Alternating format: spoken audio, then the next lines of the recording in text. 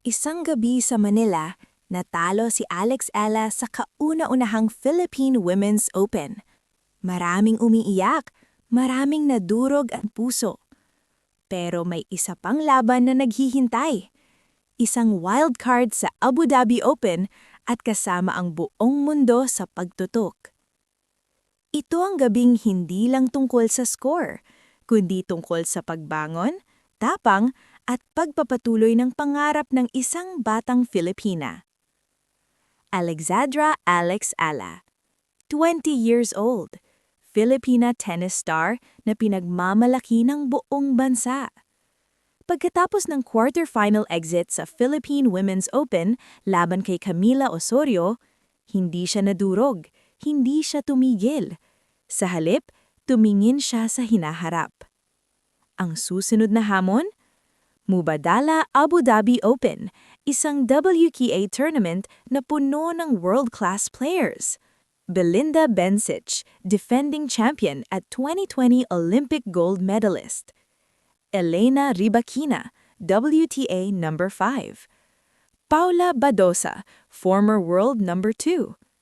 At si Alex, mula sa wildcard sa qualifiers, na-promote siya sa main draw, isang pagkakataong bihira sa sino man.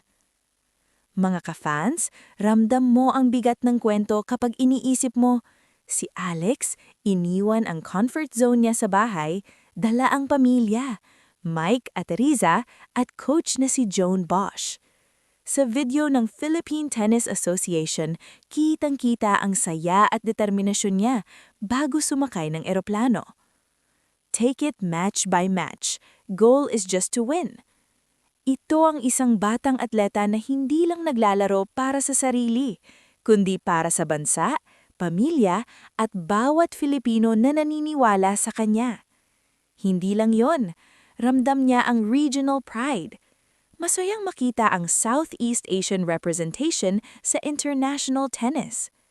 4 young women in the main draw of Australian Open this year from Southeast Asia.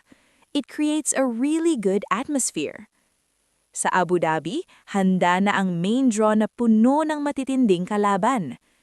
Former opponents tulad ni Jelena Ostapenko, Victoria Mboko, at Clara Tauson.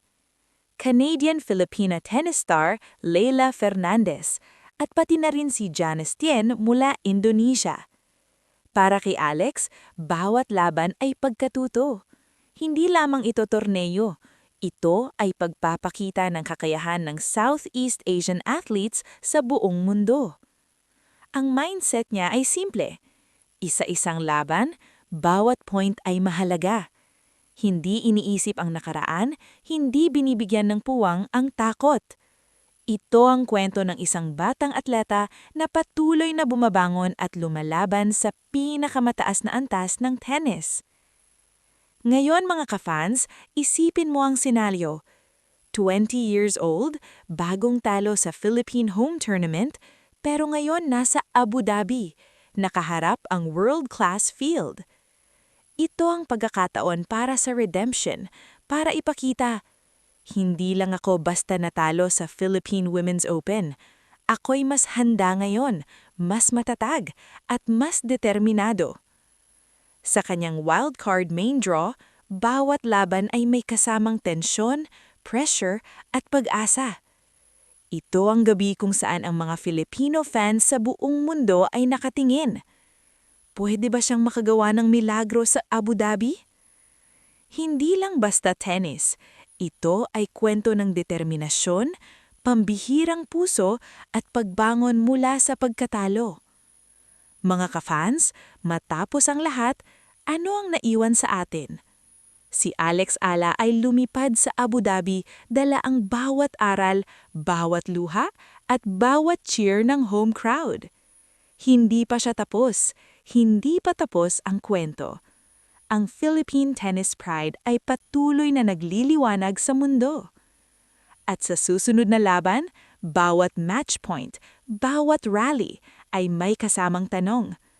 Maaabot kaya niya ang panalo? At hanggang saan ang kanyang pangarap?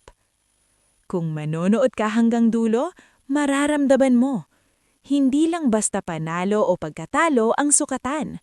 Ang sukatan ay tapang, determinasyon, at puso ng isang batang Pilipina na hindi sumusuko sa pangarap. Mga ka-fans, ito pa lang ang simula. At tulad natin, hindi ka lang nanonood. Kasama mo si Alex sa bawat laban, bawat pangarap, at bawat tagumpay.